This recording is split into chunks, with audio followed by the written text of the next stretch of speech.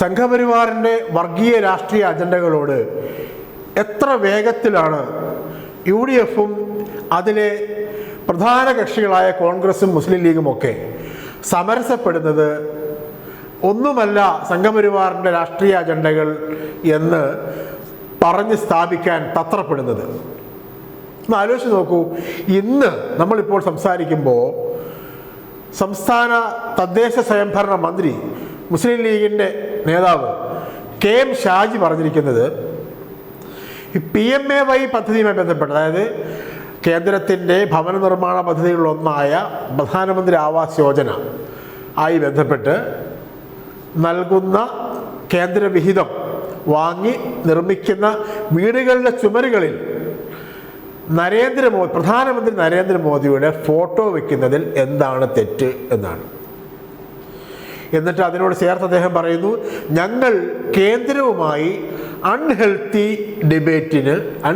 ഡിസ്പ്യൂട്ടിന് ഇല്ല എന്നും പറയുന്നു. ഇത് ആഴത്തിൽ സീരിയസ് ആയി ചർച്ച ചെയ്യേണ്ട വിഷയമാകുന്നത് എന്തുകൊണ്ടാണ്? ഒന്നാമത്തെ കാര്യം, പ്രധാനമന്ത്രി നരേന്ദ്രമോദി രാജ്യത്തിൻ്റെ പ്രധാനമന്ത്രി എന്ന നിലയ്ക്ക് അദ്ദേഹത്തിൻ്റെ ഒരു ഫോട്ടോ രാജ്യത്തെ ഏതെങ്കിലും പൗരൻ്റെയോ രാജ്യത്തെ ഏതെങ്കിലും സർക്കാർ ഓഫീസിലോ എവിടെയെങ്കിലും വെച്ച് കഴിഞ്ഞാൽ ആകാശം ഇടിഞ്ഞ് വീഴും എന്ന് പറയാനല്ല ഞങ്ങൾ ഉദ്ദേശിക്കുന്നത്. പക്ഷേ ആ പദ്ധതിയുമായി ബന്ധപ്പെട്ട് പ്രധാനമന്ത്രിയുടെ ഫോട്ടോ നിർബന്ധമായും വെക്കണം എന്ന് ശഠിക്കുന്നതിൽ ഒരു രാഷ്ട്രീയമുണ്ട്. ആ രാഷ്ട്രീയത്തെ തുറന്നു കാട്ടിക്കൊണ്ടാണ് കഴിഞ്ഞ ഒരു പതിറ്റാണ്ട് കേരളം തുടർച്ചയായി ഭരിച്ച ഇടതുപക്ഷ ജനാധിപത്യ മുന്നണി ഗവൺമെൻറ് മുന്നോട്ട് പോയതും കേന്ദ്ര സർക്കാരിൻ്റെ തുടർച്ചയായ അപ്രീതിക്ക് പാത്രമായതും. ആലോചിച്ച് നോക്കണം, കേരളത്തിന് കിട്ടേണ്ട സാമ്പത്തിക വിഹിതം പോലും കിട്ടാതെ ഞെരിച്ച് കേരളത്തെ ശ്വാസം മുട്ടിച്ച ഒരു കാലമാണ്. കേന്ദ്രം കേരളത്തെ രാഷ്ട്രീയ വിരോധത്തിൻ്റെ പേരിൽ ശ്വാസം മുട്ടിച്ച കാലമായിരുന്നു LDF സർക്കാരിൻ്റെ കാലം. എന്തുകൊണ്ടാണ്?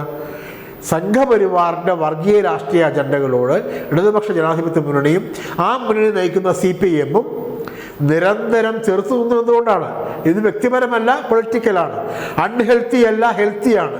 ഒരു ഡിബേറ്റ്, ഒരു ഡിസ്പ്യൂട്ട് അൺഹെൽത്തിയും ഹെൽത്തിയും ആകുന്നതിൻ്റെ മാനദണ്ഡം എന്താണ്? രാഷ്ട്രീയമാണ്. രാഷ്ട്രീയത്തിൽ ഗവൺമെൻറ്റിൻ്റെ തലത്തിൽ രാഷ്ട്രീയമായി ഒരു തീരുമാനമെടുക്കുകയും ആ തീരുമാനം ജനതയുടെ, രാഷ്ട്രത്തിൻ്റെ, ജനാധിപത്യത്തിൻ്റെ, മതനിരപേക്ഷതയുടെ താല്പര്യങ്ങൾക്ക് എതിരാണെങ്കിൽ അതിനെ ചെറുത്തു തോൽപ്പിക്കാൻ നിരന്തരം ഫൈറ്റ് ചെയ്യുമ്പോൾ അതിനെയാണോ ഇവർ അൺഹെൽത്തി എന്ന് പറയുന്നത്? സംഘപരിവാറിൻ്റെ രാഷ്ട്രീയ അജണ്ടയുടെ ഭാഗമായാണ് പ്രധാനമന്ത്രി മോദിയുടെ പടം ഭിത്തിയിൽ, PMAY വീടുകളിലെ ഭിത്തിയിൽ വെക്കണമെന്ന് നിർബന്ധം പിടിക്കുന്നതെങ്കിൽ അത് പറ്റില്ല എന്ന് പറഞ്ഞ LDF സർക്കാരാണ് കഴിഞ്ഞു പോയത്. അതൊക്കെ സാധാരണമല്ലേ, വെച്ചാൽ എന്താ കുഴപ്പം എന്ന് ചോദിക്കുന്ന ഒരു ഗവൺമെൻറ്റാണ്. ആ ഗവൺമെൻറ്റിൻ്റെ മന്ത്രി മുസ്ലിം ലീഗിൻ്റെ മന്ത്രിയാണ്. ആ മുസ്ലിം ലീഗിൻ്റെ തനിനിറം എന്താണ്? ലീഗും ജമാഅത്ത് ഇസ്ലാമിയും ചേർന്നാണ് കഴിഞ്ഞ 10 വർഷത്തിനിടയിൽ വലിയൊരു കാലം, തെരഞ്ഞെടുപ്പുകളിൽ പ്രത്യേകിച്ചും CPIM-നും LDF-നും പിണറായി വിജയനുമെതിരെ നിരന്തരം സംഘപരിവാറിൻ്റെ വർഗീയ രാഷ്ട്രീയത്തോട് മൃദു സമീപനം സ്വീകരിക്കുന്നു എന്ന് ഇല്ലാവചനം പറഞ്ഞ് നമ്മളെ പ്രചരിപ്പിച്ചത്. അവർ ഇപ്പോൾ വളരെ പരസ്യമായി പറയുന്നു, അതിലൊക്കെ എന്താ, ഞങ്ങളിടുമ്പോൾ ബർമുഡ, നിങ്ങളിടുമ്പോൾ കളസം.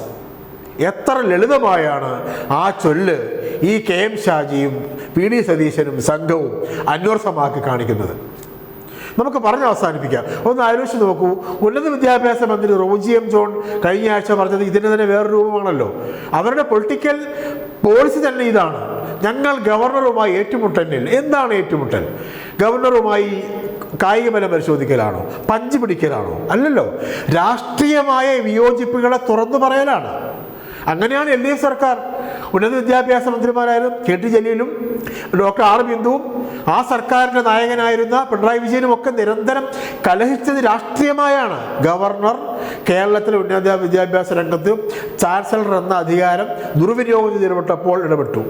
അത് ഏറ്റുമുട്ടലല്ല, തുറന്നു പറയലാണ്, പൊളിറ്റിക്സാണ്. അത് ഫെഡറൽ സംവിധാനത്തിൻ്റെ ഫെഡറൽ തത്വങ്ങൾക്കെതിരായപ്പോൾ ചൂണ്ടിക്കാണിക്കലാണ്. അതുപോലെയാണ് ഇപ്പോൾ പറയുന്നത്.